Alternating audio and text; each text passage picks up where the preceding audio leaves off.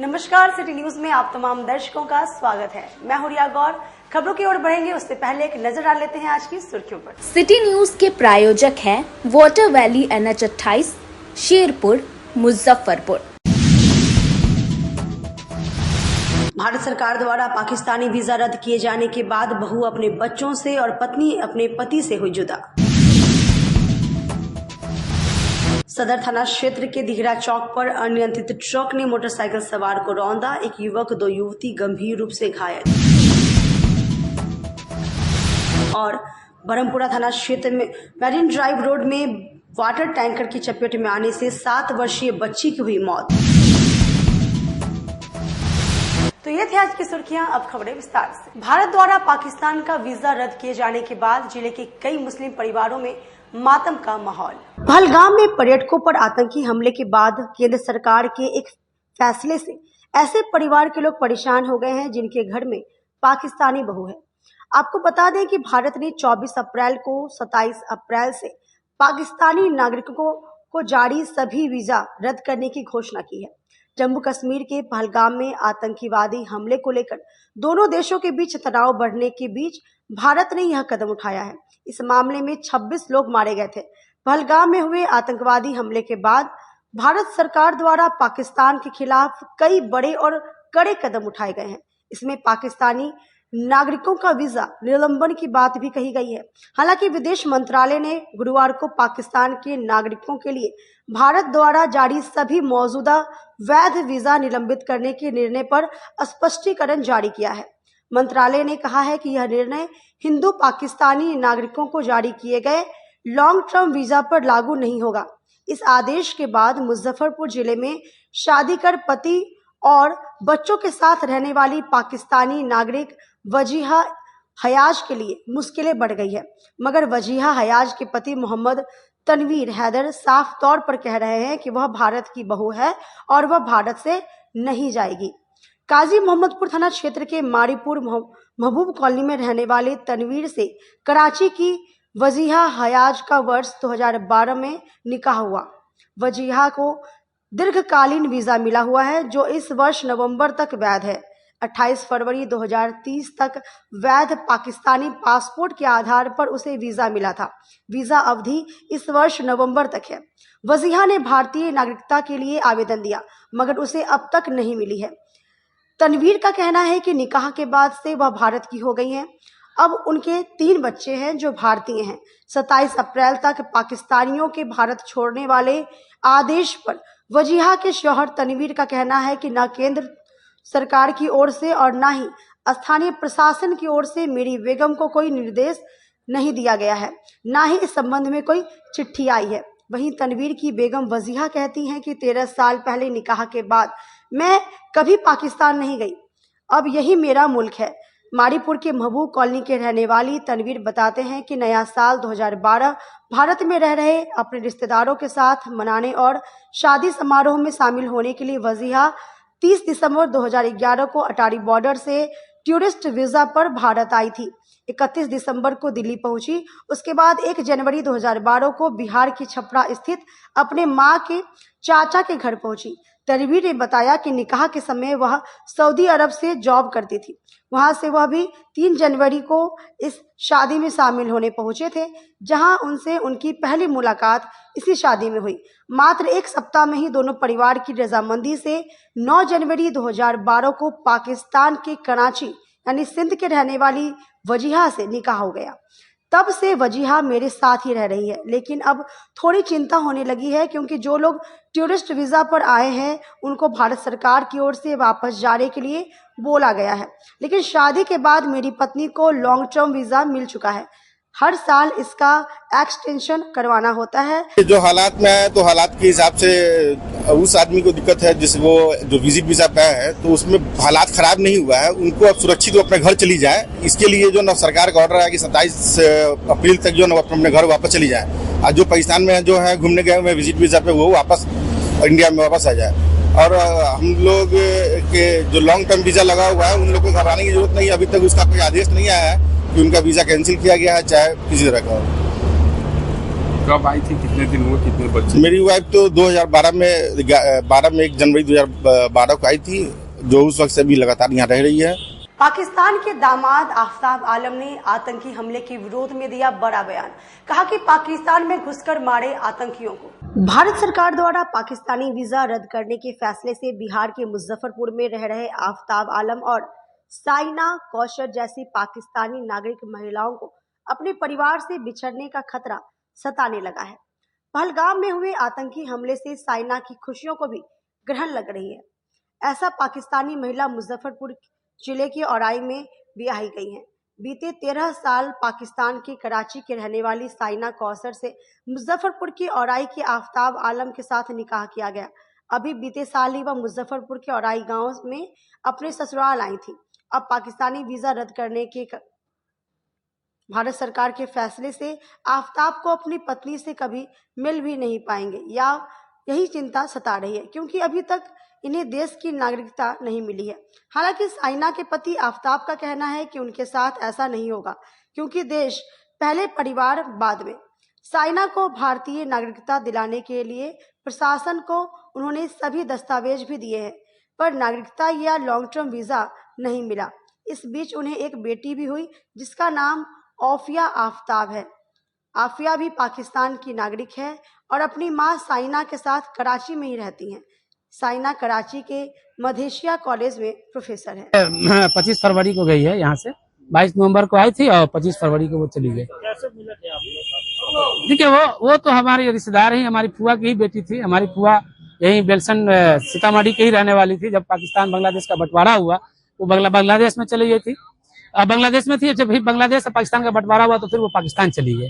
फिर बातचीत होता रहता था, रास्ता हुआ, फिर रिश्तेदार थी तो बातचीत होती रहती है। हमारी शादी 2011 में हुआ था, 12 में हुआ था, 12 साल हो गया। हम लोगों ने लगातार LTV अप्लाई किया, लेकिन LTV नहीं मिल सका। कितने बार अप्लाई किए थे? जब भाई 5 या 6 बार आई, हम ऐसे 5 दफा हम लोगों ने LTV के लिए सरकार को आवेदन दिया था।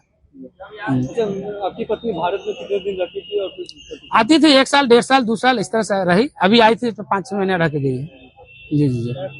अच्छा, शादी का पीछे की क्या कहानी है, कैसे शादी हुई थी? बस हम लोग गए थे, अब रिश्ता थी, फुआ थी, हम लोग फुफा से मिलने के गए। फुआ ने कहा कि बेटा इस रिश्ता को जिंदा करना है। हमने बोले चलिए ठीक है कर लेते, तो वहीं हम लोग शादी किए थे वहाँ। फिर वहाँ बच्चे भी हुए तो फिर आना जाना शुरू हुआ, एक रिश्ता जुड़ गया। शादी को लेकर मतलब जब परिवार वाले को पता चला तो क्या मतलब? नहीं खुश, सब परिवार वाले भी खुश थे, ऐसा कुछ नहीं है। शादी कहाँ हुई थी? वही पाकिस्तान में ही हुई थी, नॉर्थ कराची में। जी। आपकी पत्नी आपकी क्या करती है? वहाँ प्रोफेसर है, वहाँ लेक्चरर है, वहाँ पढ़ाती है। शादी से पहले? हाँ, शादी से पहले से थी, वहाँ पढ़ाती थी। वही पे जाती है? जी हाँ। बच्चे की पढ़ाई लिखाई कहाँ से? वही कराची में हो रही, वहीं पढ़ रही थी क्लास। हमले के बाद कभी बातचीत हुई है परिवार के लोग? ना, अभी इधर बातचीत नहीं हो रही है। थोड़ा सा हम लोगों का आपस में नहीं होता, कभी कभी अनबन जो हो जाता है उसके बाद बात। और कभी भी हम लोग जब भी बात हुई तो व्हाट्सएप कॉलिंग ही हुई, कुछ ज्यादा। पत्नी के अलावा हम किसी से बात भी नहीं करते हैं।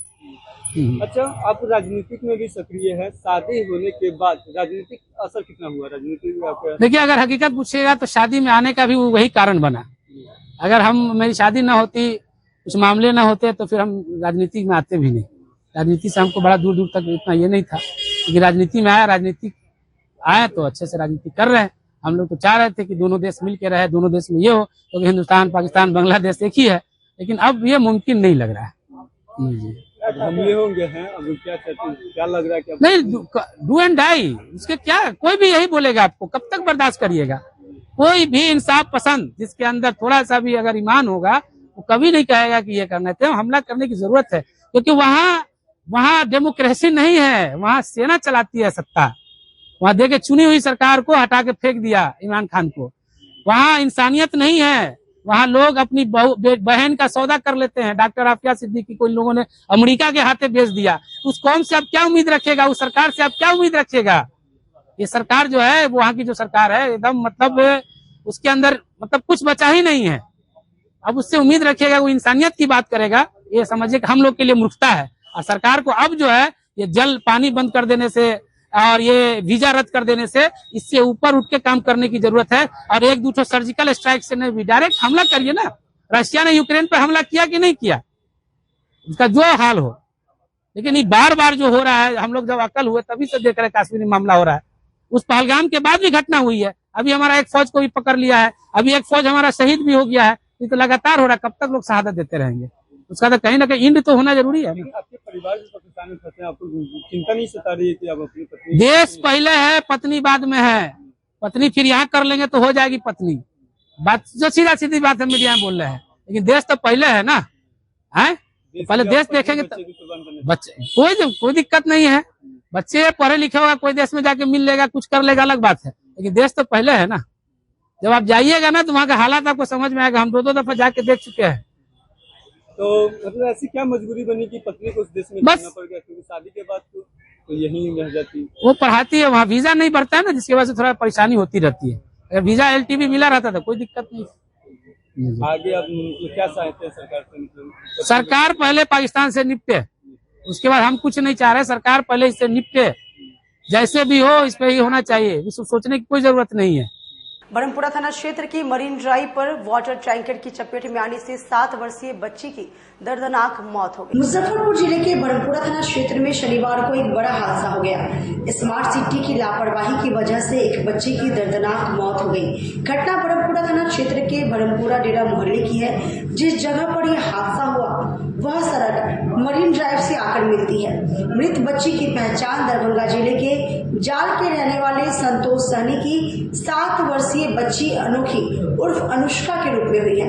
अनोखी पिछले 6 महीने से अपनी नानी के घर पर रहकर पढ़ाई कर रही थी। इस घटना के बाद मृत बच्ची के परिवार में कोहराम मच गया है। स्थानीय लोगों ने बताया कि शनिवार की दोपहर अनोखी घर से थोड़ी दूर पर डेरा मोहल्ले में खेलने हुई गई थी। इसी दौरान उसे प्यास लगा और टैंकर से जाकर पानी पीने लगी। इसी दौरान टैंकर चालक गाड़ी को पीछे करने लगा, जिससे अनोखी उसके चपेट में आ गई। मौके पर ही उसने दम तोड़ दिया।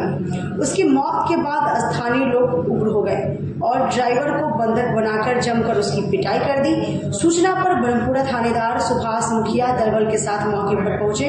इसके बाद आक्रोशित लोगों को समझा बुझाकर शांत कराया। पुलिस ने छानबीन करने के बाद शव को कब्जे में लेकर पोस्टमार्टम के लिए SKMCH भेज दिया है। थानेदार सुभाष मुखिया ने बताया कि ट्रैक्टर टैंकर को जब्त करने के साथ ड्राइवर को गिरफ्तार कर लिया गया है। उससे पूछताछ की जा रही है। तो ये 5-6 महीने से यहाँ रह रही थी लेके। अब हम घर में अपना काम कर रहे थे, अब निकल रही है बाहर उनके लिए ट्यूशन के जाने के लिए खोजने निकले। तो एगो लड़का बोला कि दी से देखा तो नतनी के मुँह पे गाड़ी वाला चला देगा। बस उतने में हम दौड़ते घर से अपना सब चीज़ छोड़ छाड़ के हम आए हैं दौड़ते थे। देखे तो ये पूरा माथा पे गुद्दा उद्दा निकल था लेके।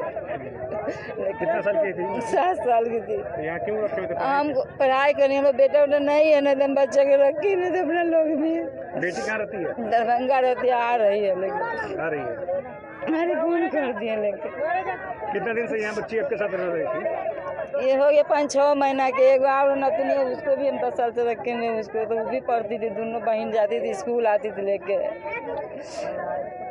कौन क्लास में नाम लिखवाए थे? 1 क्लास में। कल ही तो एडमिशन करा के मरवे किए हैं कल। कहाँ एडमिशन करा? ये सरकारी स्कूल में नाम लिखा है लेके। ये जो मेरीन ड्राइव जो काम होता है उसमें पानी टैंकर ट्रैक्टर से पानी पटा रहा था।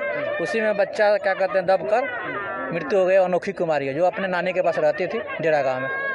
तो क्या लापरवाही सामने आया सर? ड्राइवर का लापरवाही से मृत्यु हुआ है बच्चा का। ड्राइवर गिरफ्तार भी किया गया? हाँ, ड्राइवर को पब्लिक पकड़ के यहाँ रखे हुए थे, जिसे मौत कराकर थाना पर ले जाकर रखा गया सुरक्षा। किस चीज़ का काम हो रहा है सर ये? मेरीन ड्राइव का, स्मार्ट सिटी वाला मेरीन ड्राइव जो है उसी का काम हो रहा है। मिट्टी भराई काम चल रहा है, उससे पानी पटा रहा था। बच्ची खेल रही थी यहाँ? हाँ, बच्ची यहाँ पर खेलने आई थी।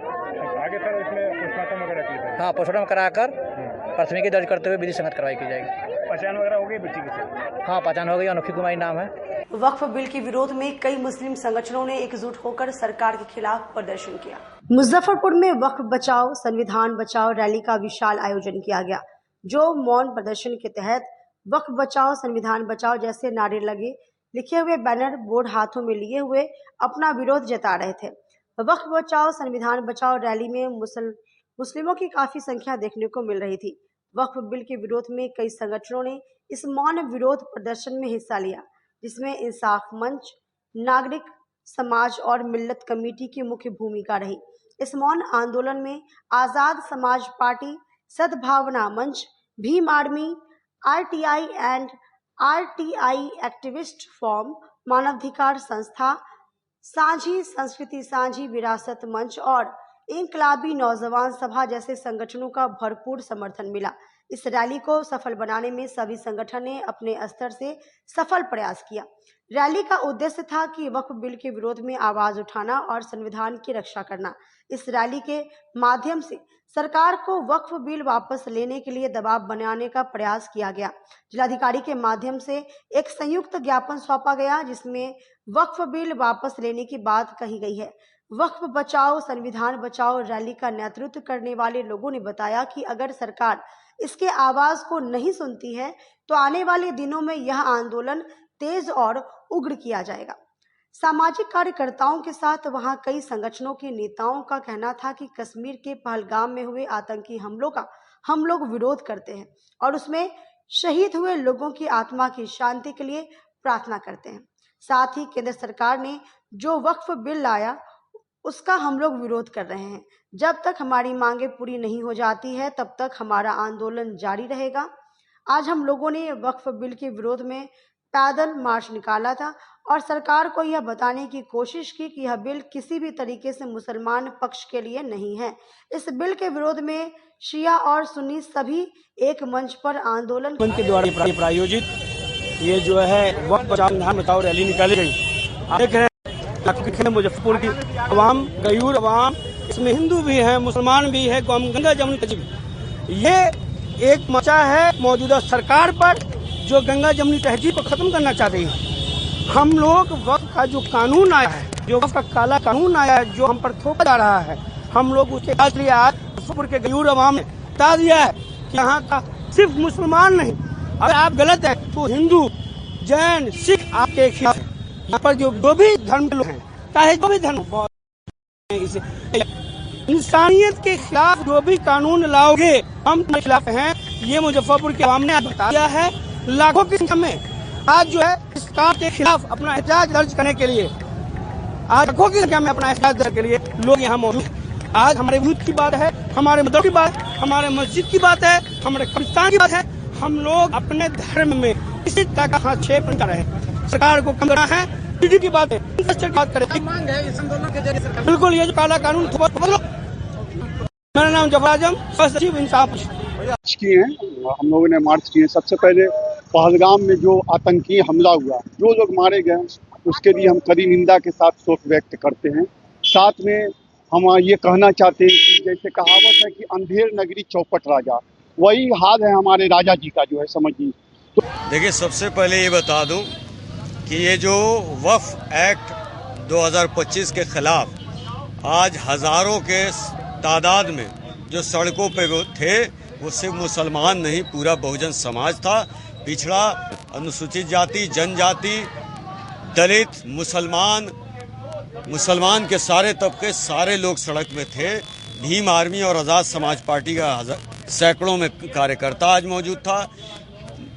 आज़ाद समाज पार्टी कांशीराम भाई चंद्रशेखर आज़ाद जी के नेतृत्व में लगातार ये बयान दे रहे हैं कि जहां संविधान की आत्मा पे प्रहार होगा, इस पार्टी का एक एक कार्यकर्ता सड़कों पे होगा। हम लोग का एक दिवसीय वक्फ कानून के विरोध में एक दिवसीय शांति मौन जुलूस था और सरकार ने जो यह वक्फ बिल लाया अमेंडमेंट, हम लोग उसकी पूरी तरह से मजम्मत करते हैं और खिलाफत करते हैं, क्योंकि सरकार ने ये सरिया कानून लाया है और ये मुस्लिम लोगों का हक मारा जा रहा है और अपने भू माफिया को देने का सब साजिश रचा जा रहा है। पहलगाम में हुए आतंकी हमले के विरोध में भारतीय जनता पार्टी युवा मोर्चा ने कैंडल मार्च निकालकर अपना विरोध जताया। जम्मू कश्मीर के पहलगाम में हुए आतंकवादियों के कायराना हमले के विरोध में मनियारी के मधौल में कैंडल मार्च निकाला गया। भाजपा युवा मोर्चा के प्रदेश महामंत्री शशि रंजन सिंह और स्थानीय लोगों के द्वारा निकाले गए इस कैंडल मार्च में सैकड़ों लोग शामिल हुए। कैंडल मार्च मधौल हनुमान मंदिर से प्रारंभ होकर शहीद भूपेंद्र सिंह स्मारक पर पहुंचकर समाप्त हुआ। पाकिस्तान मुर्दाबाद, आतंकवादी मुर्दाबाद के नारे निकलते चले जा रहे थे। मार्च में शामिल लोगों ने पाकिस्तान को मुंहतोड़ जवाब देने के लिए सरकार से मांग की है कि मार्च में मुखिया शेखर रजक, मनियारी महंत श्री विजय शर्मा, दुर्गेश सिंह, जदयू नेता अरविंद टुट्टू, सौरभ शर्मा, गौरव सिंह, सहित सैकड़ों लोग शामिल रहे। सकरा के गंज बाजार में बजरंग दल के कार्यकर्ताओं ने आतंकी हमले के विरोध में मौन जुलूस निकाला। कश्मीर के पहलगाम हत्याकांड के विरोध में आतंकियों को फांसी की सजा देने की मांग को लेकर शुक्रवार की शाम सकरा के गंज गौरीहार प्रांगण में बजरंग दल ने आक्रोश मार्च निकाला, जिसमें कैंडल मार्च, मौन व्रत करके निकाला गया। बैरिया स्थित भाजपा जिला महामंत्री धर्मेंद्र कुमार साहू के आवास पर दानवीर महाशाह जन्म जयंती पखवाड़ा समारोह के चौथे दिन संवाददाता सम्मान समारोह का आयोजन किया गया। आज जिले के बैरिया स्थित भाजपा जिला महामंत्री धर्मेंद्र कुमार साहू के आवास पर दानवीर भामा शाह जन्म जयंती पखवाड़ा समारोह के चौथे दिन मीडिया कर्मियों का अंगवस्त्र से सम्मान किया गया। सबसे पहले सभी मीडिया कर्मियों द्वारा भामा शाह के चित्र पर पुष्प अर्पित कर भावभीनी श्रद्धांजलि सुमन अर्पित की गई। जिला महामंत्री धर्मेंद्र कुमार साहू के द्वारा बताया गया कि भामा शाह ने अपनी संपूर्ण धन संपदा मेवाड़ के उद्धार के लिए अर्पित कर दी थी। कहा जाता है कि यह संपत्ति इतनी अधिक थी कि इससे वर्षों तक 25,000 सैनिकों का खर्चा पूरा किया जा सकता था। भामा शाह बाल्यकाल से मेवाड़ के राजा महाराणा प्रताप के मित्र, सहयोगी और विश्वास पात्र सलाहकार थे। राष्ट्रभक्त दानवीर भामा शाह की जन्म जयंती के अवसर पर हमने पखवाड़ा तक इनकी जन्म जयंती मनाने का कार्यक्रम रखा है। उसी के तहत आज हमने सब लोगों को बुलाया है और समाज के विभिन्न स्तंभों को हम इनके जन्म जयंती के अवसर पर सम्मानित कर रहे हैं। मेरा उद्देश्य यही है कि समाज में जो आज भी भामा शाह बहुत लोग हैं, लेकिन उनकी प्रवृत्ति दान देने की खत्म हो चुकी है। उनकी प्रवृत्ति दान देने की हो, ऐसा समाज में फिर से आए। और आफत विपद जो आज भी समाज पर आता है तो लोग दान देने के लिए निकलते नहीं है, दान देना चाहते नहीं है, इसलिए कि उनकी प्रवृत्ति नहीं है, प्रवृत्ति खत्म हो चुकी है। पहले के जमाने में जब भी कोई समाज पर आफत विपद होता था तो लोग दोनों हाथों से दान देते थे। कहीं से अगलगी हो गया, बाढ़ आ गया, सुखाड़ हो गया, तो समाज के लोग मिलके और पुनः सबको जीवित करते थे, पुनः स्थापित करते थे। आज हम लोग सरकार पर डिपेंड हो गए हैं।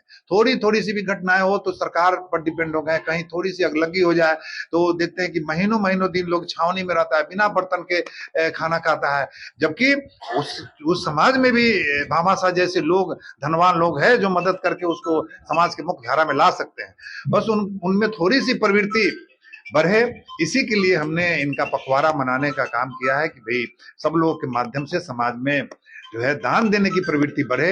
इनकी एक आदमकद प्रतिमा भी मुजफ्फरपुर शहर में लगे, जैसे पटना में है, तो निश्चित रूप से वहां लोग जाएंगे, नए पीढ़ी के लोग इनके प्रतिमा को देखेंगे, इनके बारे में समझेंगे, तब उनको भी लगेगा कि कोई ऐसा दानवीर इस देश में था जिन्होंने इस राष्ट्र को मदद करके राष्ट्र को बचाया, मुगल शासक से राष्ट्र को बचाया।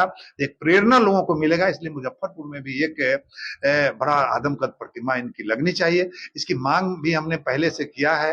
अमृत महोत्सव पार्क है, उस पार्क में हम चाहे कि आदमकद प्रतिमा उनकी एक लगे और बहुत सुसज्जित ढंग से इनके जन्म जयंती पर लोग वहां पहुंचे जाए और एक समाज में मैसेज जाए। और लोगों में मुख्यतः चाहे काम कोई भी करता हो, लेकिन उनमें दान देने की जो प्रवृत्तियां धीरे धीरे समाप्त हो चुकी है, वो पुनः धीरे धीरे प्रवृत्तियां वापस आए और लोग सामाजिक कार्यों में रुचि ले, लोग एक दूसरे को, गरीबों को मदद करे, मदद करके समाज को फिर से एक दानवीर की जो सपना थी, जो उन्होंने दे के गए, उसको पुनः समाज में स्थापित करने का एक पहल हो, ऐसा हमारा विचार।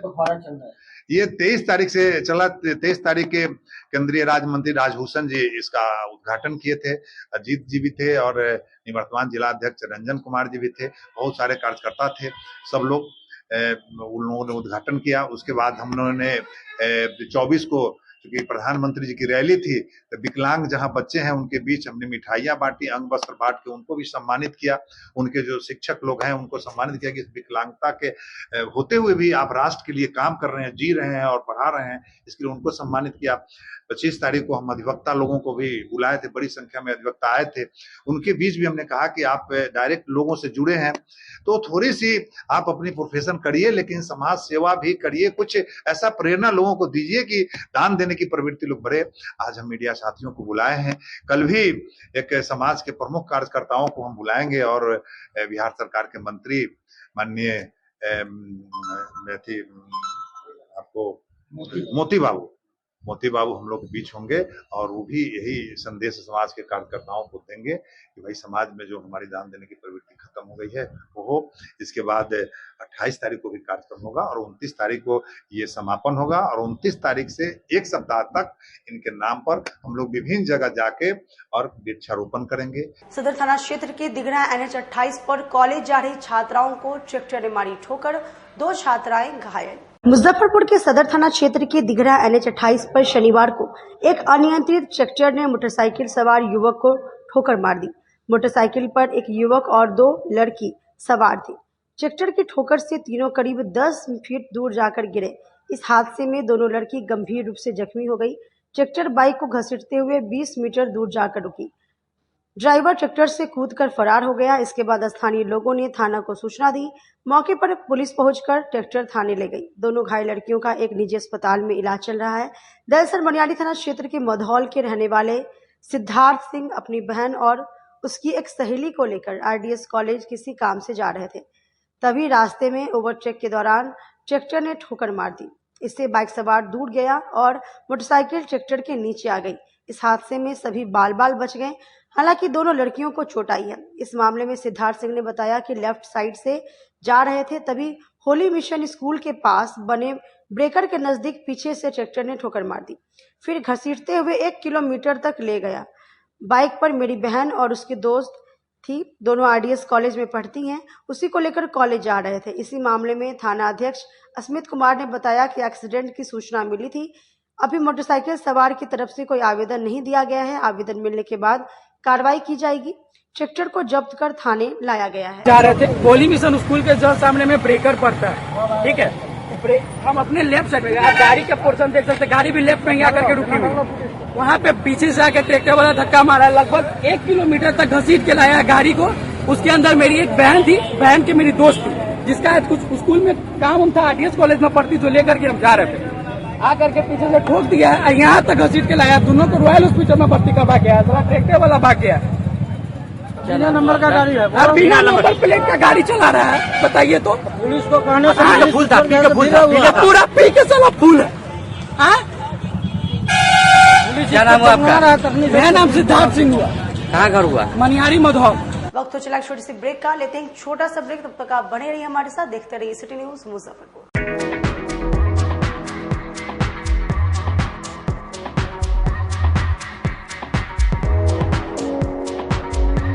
गर्मी में अपने पूरे परिवार के साथ मस्ती करना चाहते हैं तो चले आइए वाटर वैली में, जो कि कच्ची पक्की चौक से 2 किलोमीटर दूर शेखपुर NH के समीप स्थित है।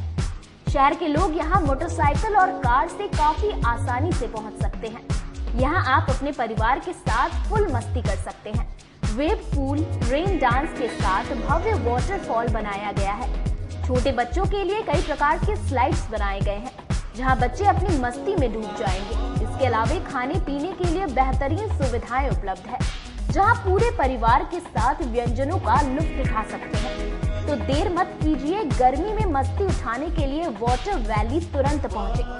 हमारा पता है water valley NH-28, Sherpur, Muzaffarpur. हमारा कॉन्टैक्ट नंबर है 6202 584955। चाहे आपका पर्सनल स्पेस हो या corporate office, Marbonite full body vitrified tiles हर कोने को अपनी खूबसूरती से सजाता है। इस पर पड़ने वाले हर कदम को मिलती है एक ताकत, जो देती है आगे बढ़ने का विश्वास। जॉनसन टाइल्स का उत्तर बिहार का सबसे बड़ा शोरूम साई कृपा ट्रेडर्स द्वारा जल्द मुजफ्फरपुर जिले के सकरी सरैया डुमरी रोड में खुलने जा रही है। जल्द आ रहा है आपके शहर में। जल्द ही उद्घाटन की तारीख की घोषणा होगी। मार्बोनाइट विट्रीफाइड टाइल्स बाय जॉनसन। हम पढ़ाई के साथ साथ बच्चों में विश्वास जगाते हैं। Christ Jyoti international school based on CBSE curriculum with co-education. Nursery से +2 के छात्रों के लिए प्रत्येक विषयों के लिए अनुभवी शिक्षकों का समूह है। 5 एकड़ में फैला यह स्कूल बच्चों के बेहतर भविष्य बनाने में सक्षम है। अत्याधुनिक साइंस और कंप्यूटर लैब के साथ स्कूल को बेस्ट डिसिप्लिन का अवार्ड भी मिल चुका है। पढ़ाई के साथ छात्रों की शारीरिक क्षमता बढ़ाने के लिए विभिन्न खेलों का विशेष प्रशिक्षण भी दिया जाता है। नर्सरी से +2 तक के लिए नामांकन प्रारंभ है। हमारा पता है Christ Jyoti international school, Dharmoday Sthali, Madhopur, Rusta, Muzaffarpur. Contact us on 94712210787352664757। मैं प्रिंसिपल क्राइस्ट ज्योति कृतिका मृणाल ने अपने बच्चों के बारे में, अपने स्कूल के भविष्य के बारे में बेहतर निगरानी रखती हूँ। मेरे स्कूल में क्वालिटी बेस्ड एजुकेशन होता है। हमारे स्कूल को हाल ही में बेस्ट डिसिप्लिन अवार्ड से नवाजा गया है। हमारे शिक्षक ट्रेंड हैं, अनुभवी हैं और हम अपने बच्चों को पारिवारिक माहौल में पढ़ाते हैं। आजकल की बिजी जिंदगी में स्टाइल तो है, पर कंफर्ट का क्या?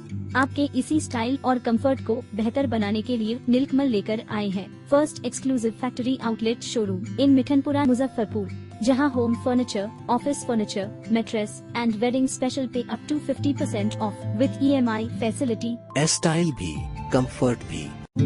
उत्तर बिहार का पहला नीलकमल का एक्सक्लूसिव शोरूम आपका स्वागत करता है। एक बार सेवा करो। ब्रेक के बाद एक बार फिर से आप सभी का स्वागत है। बढ़ते हैं अगली खबरों की ओर। लोक चेतना दल के सदस्यों ने भूमिहीनों को जमीन दिलाने समेत कई मांगों को लेकर शहर में पैदल मार्च किया। लोक चेतना दल द्वारा गोबरसही स्थित पोखर के पास बसे लोगों के घर उजाड़ने के 27 महीने बाद भी भूमिहीनों को पर्चा नहीं देने के विरोध में पैदल मार्च निकाला गया। यह पैदल मार्च गोबरसही पोखर से जिला समाहरणालय पहुंचा। लोक चेतना दल के प्रदेश संगठन मंत्री धनवंतरी देवी ने कहा कि जिस तरीके से गरीब भूमिहीन को जिला प्रशासन द्वारा उजाड़ दिया गया और उनके रहने की व्यवस्था नहीं की गई, वह जिला प्रशासन के अमानवीय पहलू को दर्शाता है। इसी के विरोध में हम लोगों ने आज पैदल मार्च निकाला है। इससे पहले भी हम लोगों ने कई बार जिला प्रशासन के वरीय अधिकारियों से मुलाकात की थी, जिसमें SDO द्वारा आदेश दिया गया था कि भूमिहीनों पर पर्चा दिया जाए और उनके बसने नल व्यवस्था की जाए, लेकिन SDO के आदेश की अवहेलना करते हुए अभी तक कोई कार्रवाई नहीं हुई। लिहाजा हम लोगों ने आज पैदल मार्च निकाला है। मार्च जो है हनुमान मंदिर डुमरी से यहाँ समाहरणालय तक आज लाई गई है, जिसका उद्देश्य यह है कि बिहार सरकार की स्थिति इतनी बदतर है कि हर विभाग उसका लापरवाह है, कोई भी काम कर नहीं रहा है, जिसके परिणाम स्वरूप 27 महीना होने के बावजूद गरीब भूमिहीन को भूमि एवं आवास मिलने में दिक्कत हो रही है, अभी तक मिली नहीं है। और वहाँ पे जबकि मंत्री जी का घर है, उसके बावजूद आपको गोबरसही में जो है सड़क पर अभी बैसाख के महीने में भी जो है सो जल जमाव बना हुआ है। ये दो मांग के साथ अन्य भी मांगे हैं जो कि बिहार सरकार की लापरवाही और पुलिस प्रशासन की भ्रष्टतम स्थिति के खिलाफ है। और साथ ही साथ पहलगाम कांड जो केंद्र सरकार का मामला है, जो केंद्र सरकार की तरफ से जो मांग हम लोग का यह है कि पहलगाम कांड का खुलासा होना चाहिए। सही है कि भूमिहीन परिवार को अभी तक ले भूमि नहीं मिला है। जो गोबरसही और डुमरी पोखर पर बसने वाले लोग के भूमिहीन परिवार को घर उजाड़ दिया गया है। 27 महीना से ऊपर हो चुका है। उन लोग माने धूप में, छांव में, बरसात में, रोड पर रहने पर बेबस हुए हैं, जैसे तैसे पन्निक तान के रह रहे हैं। तबीयत खराब हो रहा है। बहुत सारा ऐसा भी हुआ है कि बच्चे पुरनिया के देहांत भी हो गया है। माने गरीब को बहुत सारा परेशानी से झेलना पड़ रहा है। यहाँ तक कि SDO साहब बोल दिए हैं कि इन लोग के भूमि उपलब्ध कराया जाए। जिला से भी आदेश मिल चुका है, लेकिन अभी तक इन लोग के न भूमि मिला है न आवास पर कोई तरह के बात हुआ है। पन्निकतान के ये लोग जैसे तैसे जीने पर बेबस है। इसलिए आप लोग हाँ, इसलिए जो है आज हम लोग जो है हनुमान मंदिर गोबरसही डुमरी हनुमान मंदिर से पैदल यात्रा हम लोग यहाँ पर आए हैं। और गोबरसही दुर्गा स्थान से लेके गोबरसही चौक पर ले बैसाख के महीना में जल जमाव बना हुआ है। उसको निदान करने के लिए जो कैसे जिलाधिकारी निदान करेंगे कितना जल्दी, जैसे कि वहाँ पर घटना होने से पब्लिक लोग बचेंगे। वार्ड नंबर 40 स्थित एक निजी विवाह भवन के सभागार में निशुल्क स्वास्थ्य शिविर का आयोजन किया गया। आज पुरानी बाजार स्थित खत्री भवन में निशुल्क स्वास्थ्य कैंप का आयोजन किया गया, जिसका उद्घाटन मुख्य अतिथि उप महापौर डॉक्टर मोनालिसा एवं डॉक्टर नवीन कुमार ने किया। इस जांच शिविर में मुफ्त ब्लड शुगर, ब्लड प्रेशर एवं ECG की मुफ्त सुविधा मरीजों को दी गई एवं निशुल्क चिकित्सा परामर्श भी दिया गया। मौके पर जनरल फिजिशियन, हड्डी रोग विशेषज्ञ, नस रोग विशेषज्ञ एवं किडनी रोग विशेषज्ञ मौजूद रहे। उप महापौर डॉक्टर मोनालिसा ने सभी डॉक्टरों को तहे दिल से धन्यवाद दिया और उन्होंने कहा कि स्वस्थ स्वास्थ्य आपके जीवन का एक अभिन्न अंग है। अगर आप स्वस्थ नहीं रहेंगे तो आप जीवन में कुछ भी नहीं कर पाएंगे। इसलिए स्वस्थ रहने के लिए अच्छे खान पान और अच्छा होना जरूरी है। सफ़ेद चीज जैसे मैदा, चीनी और नमक का उपयोग कम से कम करें। अगर ब्लड प्रेशर ज़्यादा है तो खाने में सीधा नमक का उपयोग करें। अगर शुगर ज़्यादा है तो गुड़ से बनी चीज़ों का उपयोग करें। चीनी का उपयोग कम से कम करें। खाने में अंकुरित मूंग, चना, हरी सब्जियां, फल और सलाद जरूर खाएं एवं स्वस्थ रहने के लिए रोजाना 20 मिनट का व्यायाम जरूर करें। आजकल गर्मी ज़्यादा पड़ रही है, इसे देखते हुए घर से निकले तो भरपूर पानी पी के निकले और फल और सब्जियों का सेवन अधिक से अधिक करें। पुरानी बाजार स्थित खत्री भवन में confederation of all India traders Muzaffarpur और मेदांता हॉस्पिटल पटना के द्वारा फ्री हेल्थ चेकअप कैंप का आयोजन किया गया था। तो इस अवसर पर मुझे आमंत्रित किया गया था। मैं सभी आयोजनकर्ता को तहे दिल से धन्यवाद देती हूँ। इसके साथ ही मेदांता हॉस्पिटल से आए सभी डॉक्टर्स की टीम को तहे दिल से धन्यवाद देती हूँ कि वो सभी यहाँ आए और यहाँ गरीब मरीजों का उन्होंने इलाज किया। यहाँ मुफ्त चिकित्सा सेवा भी दी गई है, परामर्श भी दिया गया है मरीजों को। साथ में जनरल फिजिशियन भी आए हुए थे, हड्डी रोग विशेषज्ञ भी आए हुए थे, नस रोग विशेषज्ञ भी आए हुए थे, किडनी रोग विशेषज्ञ भी आए थे। उन्होंने बहुत सारे मरीजों को बहुत सारी चिकित्सीय परामर्श भी दी है। इसके साथ ही यहाँ ब्लड प्रेशर, शुगर, BP और ECG की भी मुफ्त सुविधा लोगों को दी गई है। साथ में मैं बोलना चाहूंगी यहाँ के लोगों के लिए कि देखिए, स्वस्थ स्वास्थ्य हमारे जीवन का एक महत्वपूर्ण अंग है। अगर आप स्वस्थ नहीं रहेंगे तो आप जीवन में कुछ भी नहीं कर पाएंगे। आप अगर अपने डाइट को अगर अच्छा रखते हैं, खाने में आलू, चावल, चीनी, सफेद चीजें जो हैं, मैदा, चीनी और नमक, ये सभी का उपयोग अगर कम से कम करते हैं तो आप स्वस्थ रहेंगे। साथ में अगर आपको शुगर की बीमारी है तो चीनी का उपयोग कम से कम करें, गुड़ और गुड़ से बनी चीजों का उपयोग करें। अगर ब्लड प्रेशर ज्यादा है तो सीधे नमक का आप उपयोग कर सकते हैं। साथ में अंकुरित मूंग, चना का उपयोग कीजिए और स्वस्थ जीवन के लिए रोजाना 20 मिनट का एक्सरसाइज जरूर करें। साथ में अभी गर्मी का मौसम है तो भरपूर पानी पिए, 10 से 15 ग्लास का पानी जरूर पिए और घर से बाहर निकले तो भरपूर पानी पी के निकले। साथ में हरी सब्जियां और फल जरूर खाएं। इसके साथ ही मैं खत्री जी को, राशि खत्री जी को एवं मेदांता टीम के सभी डॉक्टर्स को बहुत बहुत धन्यवाद देती हूँ। साथ में ऑल इंडिया ट्रेडर्स के सभी लोगों को बहुत बहुत धन्यवाद देती हूँ। राइस मिल द्वारा पैसा नहीं दिए जाने को लेकर 2 पैक्स अध्यक्ष ने DM को ज्ञापन सौंपा। अलिख्तियारपुर पड़ैया प्राथमिक कृषि साख सहयोग समिति पैक्स के अध्यक्ष प्रशांत परिमल उर्फ रतेश सिंह और मुजफ्फरपुर सुमेरा प्राथमिक कृषि साख सहयोग समिति लिमिटेड के अध्यक्ष चंदेश्वर प्रसाद चौधरी ने संयुक्त रूप से शनिवार को जिलाधिकारी सुब्रत कुमार सेन को ज्ञापन सौंप राइस मिल द्वारा CIMR आपूर्ति करने की मांग की। प्रशांत परिमल और चंदेश्वर प्रसाद चौधरी का कहना है कि आज जिलाधिकारी को ज्ञापन सौंप 38 दिन बीत जाने के बाद भी धान अधिप्राप्ति वर्ष 2024-2025 दोनों पैक्स को जिला टास्क फोर्स द्वारा चयनित राइस मिल में टैग किया गया। विभागीय निर्देश द्वारा STR निर्गत होने के 7 दिनों के अंदर CMR आपूर्ति करना है, किंतु गैर समिति का STR दिनांक 19 मार्च 2025 को निर्गत हुआ, लेकिन आज 38 दिन बीत जाने के बाद भी CMR की आपूर्ति नहीं की गई, जो बहुत ही खेदजनक है। कैश क्रेडिट पर बैंक ब्याज का अधिभार समिति सहन नहीं कर सकती है। मिल द्वारा धान के बदले अग्रिम में नगद राशि का भुगतान करने का दबाव बनाया जाता है।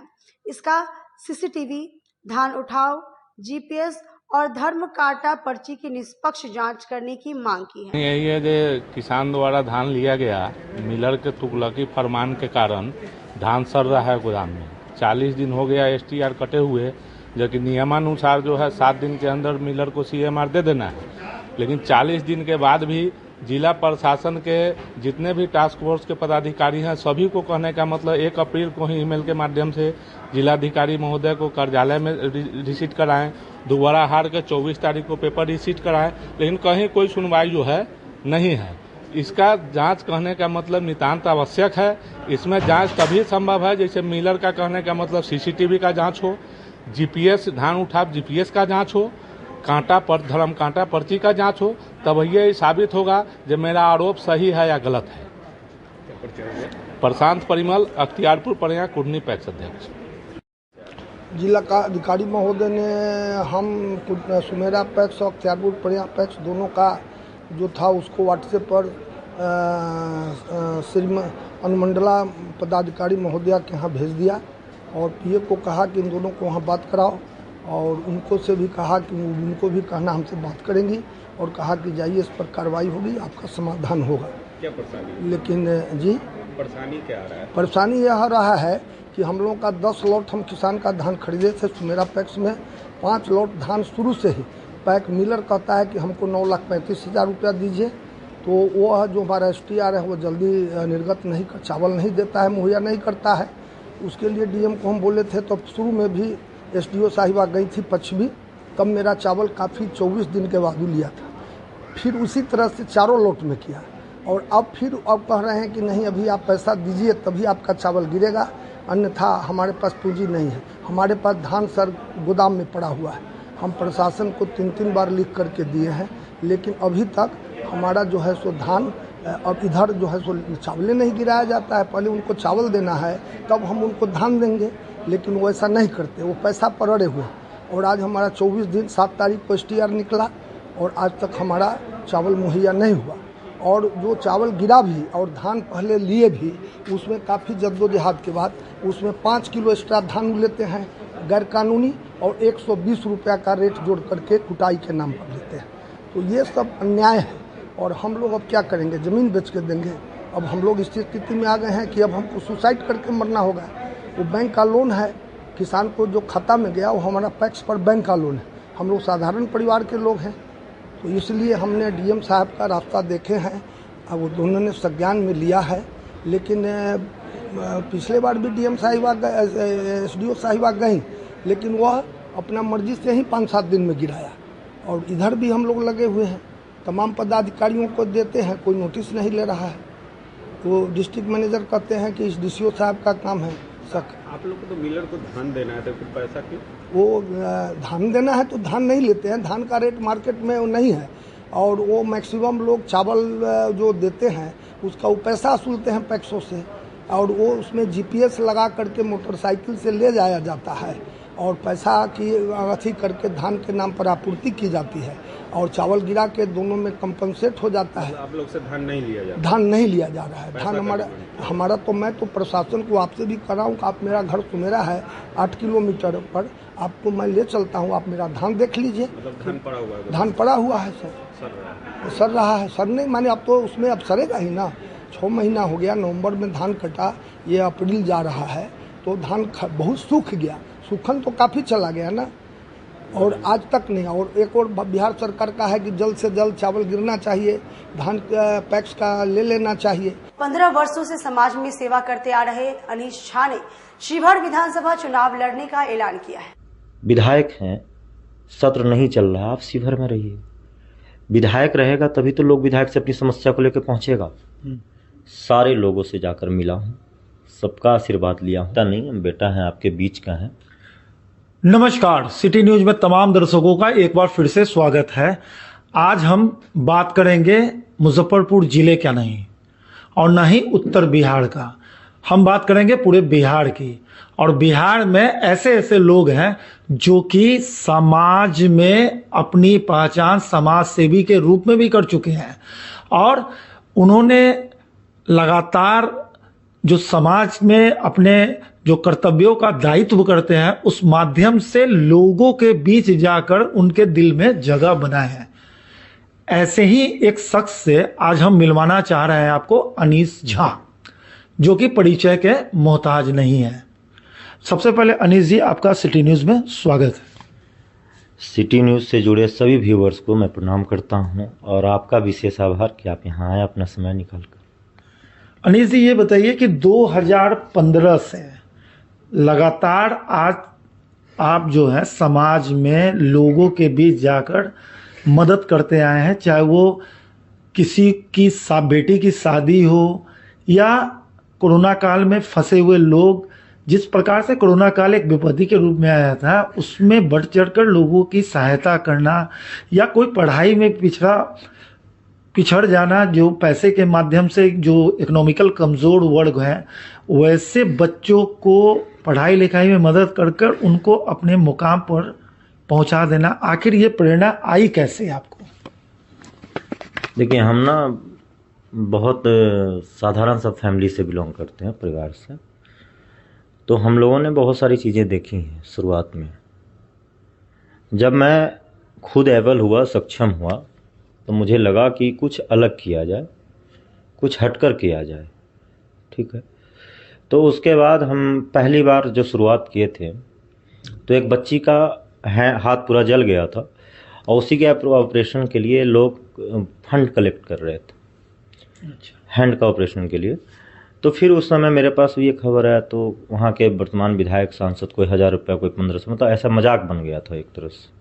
फिर मुझे अच्छा नहीं लगा, फिर हम वहाँ से पूरी ऑपरेशन उस बच्ची का कराए, जिसको हिंदुस्तान जो बड़ी रेपुटेटेड संस्था है उसने उसको कवर करा था।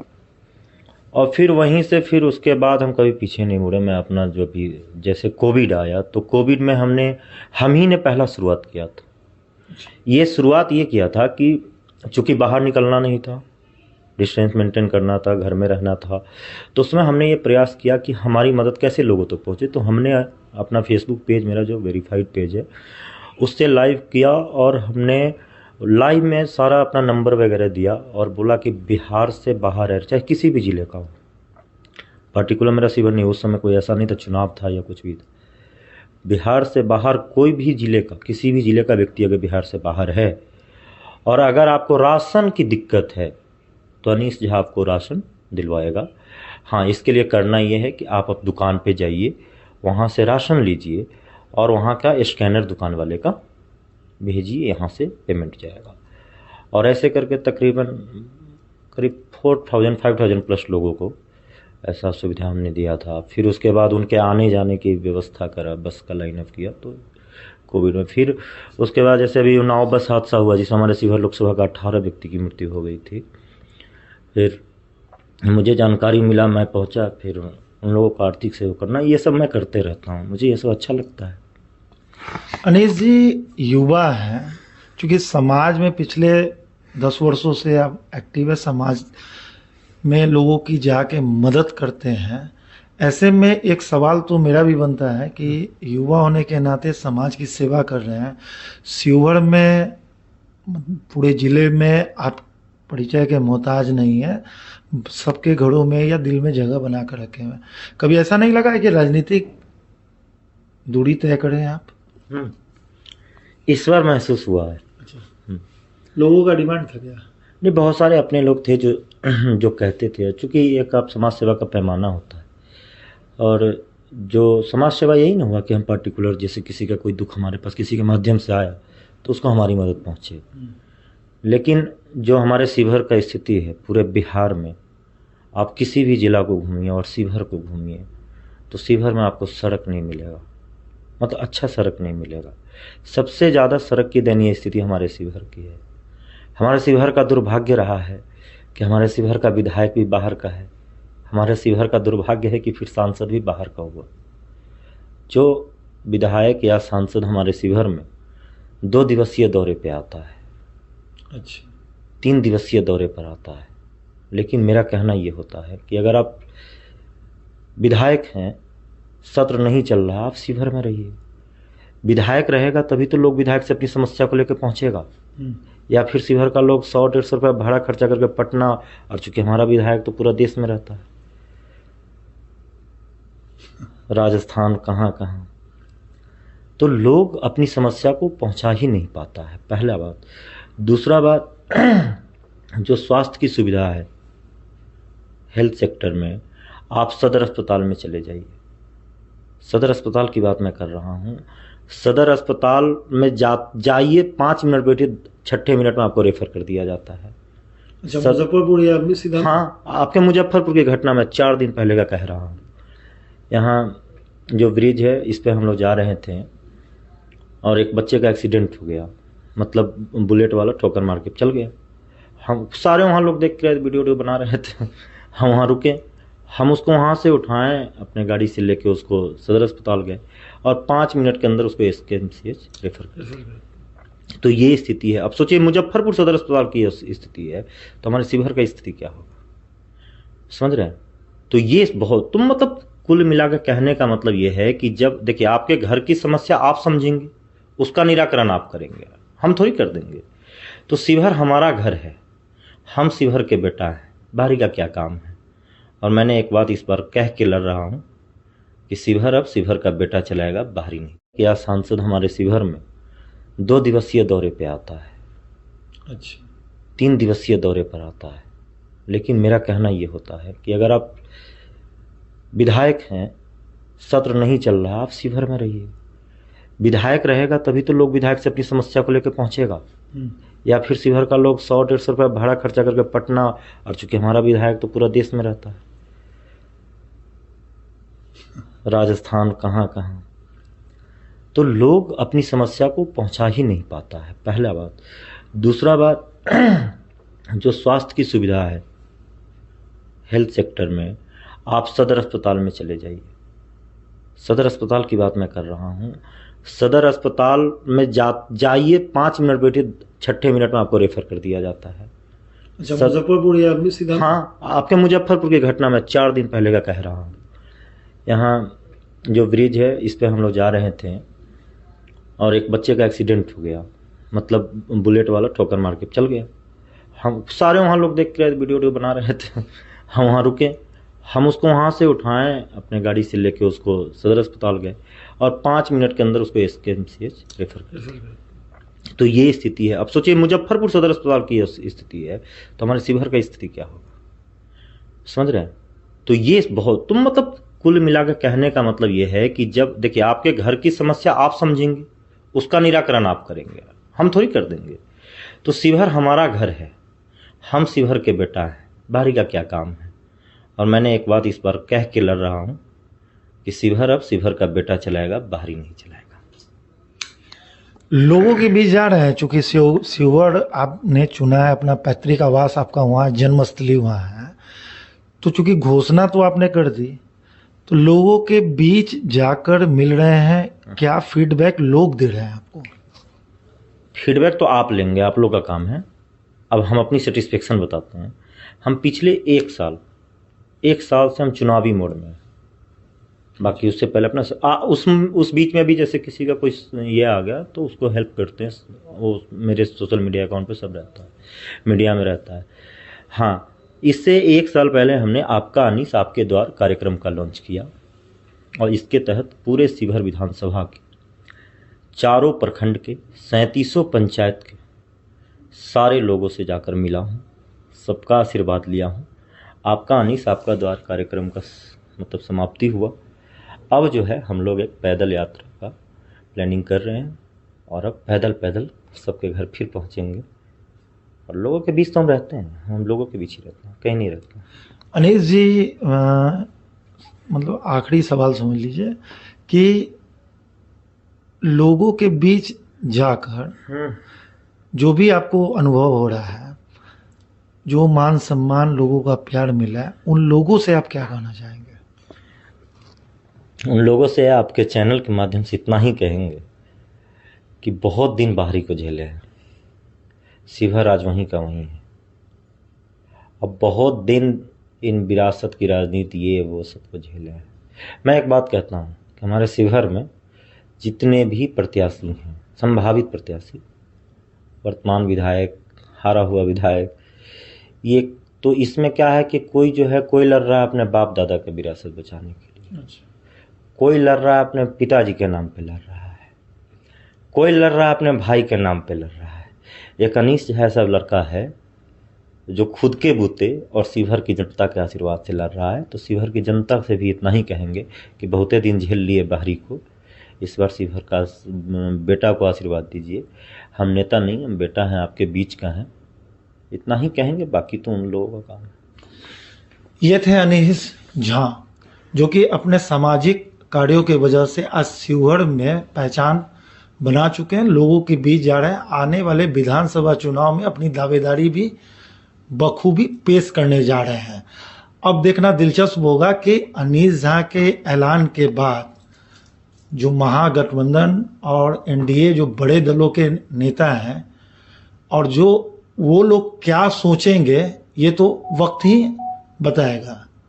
अपने सहयोगी मुकेश ठाकुर के साथ प्रदीप कुमार केसरी, सिटी न्यूज मुजफ्फरपुर। खबरों में बस इतना ही। कल फिर मिलेंगे शहर की तमाम खबरों के साथ। तब तक का मुझे और मेरी पूरी न्यूज टीम को दीजिए इजाजत। नमस्कार।